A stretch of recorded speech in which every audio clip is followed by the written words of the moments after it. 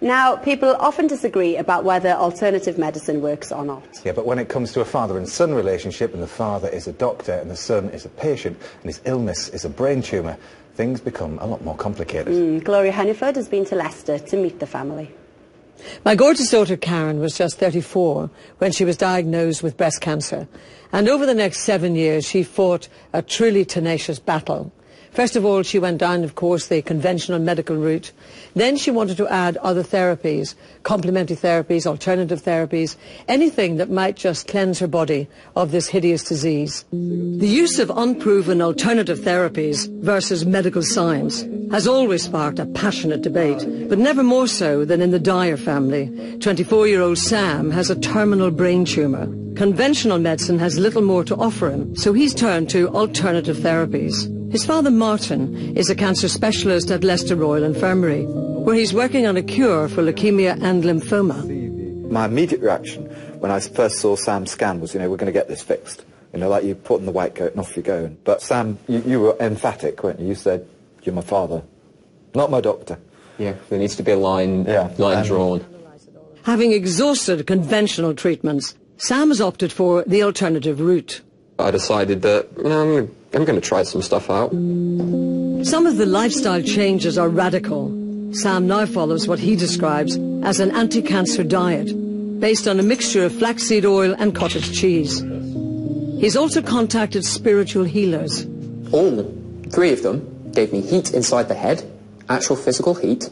It was real. It did happen. As far as I'm concerned, spiritual healing is valid. Many people would analyse it all and say it's just clutching at anything, just in case. I don't clutch. I look at it very carefully. I've been conned before. I know how it feels like. I'm very, very careful, to the point of paranoia. Sam uses drumming to help him relax, but believes more potent remedies could help. One of them is the chemical sodium dichloroacetate, or DCA. It's had limited clinical trials, but currently is viewed only as a potential cancer treatment until more research is done. His father, Professor Dyer, believes it caused Sam nerve damage when he took too much. Then there's the illegal stuff. Cannabis oil has been proven in certain laboratory situations to destroy cancer cells and brain tumours. Dad's shaking his head at this point. But that's in the lab. Cannabis oil, it's not really a drug. It's a mixture of a whole variety of different compounds, right? And that's the problem. And people watching would be very uneasy with the fact that it is illegal. I mean, that's the other point that we have to make. It's an illegal substance. But we have to have the right to cure ourselves. For a trained physician, that approach can be hard to accept. Some of the drugs that he's used are very potent chemicals. And he's managed to get those via the internet. Now that, to me, is a huge problem. Is there any evidence at all in Sam's experience and his results that would encourage you to say to a patient, for example, well, you might want to try this? Sadly, no. No, I really can't. But you see, the situation with Sam, as we said, is extreme. Yeah, young man, terminal diagnosis, going to try anything. For many patients now, with the new therapies we have, the prognosis is not so bad. Many of them, many individuals can be cured or even retain long-lasting remissions with conventional treatment. Sam is convinced something he's doing is working because his tumour has shrunk.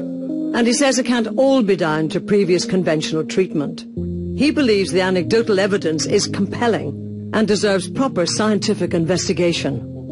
Are these anecdotal cures really so impossible to take seriously? I don't think so. I think we should be taking them seriously, and I think there should be clinical trials, absolutely. And the sooner the better, because people may be dying needlessly, and that's a horrible thought. What gesture do you hope that maybe the medical profession, people like your dad, will actually make towards maybe a new type of treatment?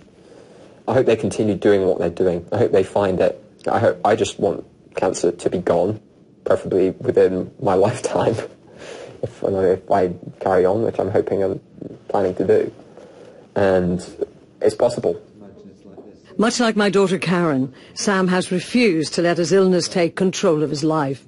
The path he's chosen is not without risk, but it has given him fresh hope.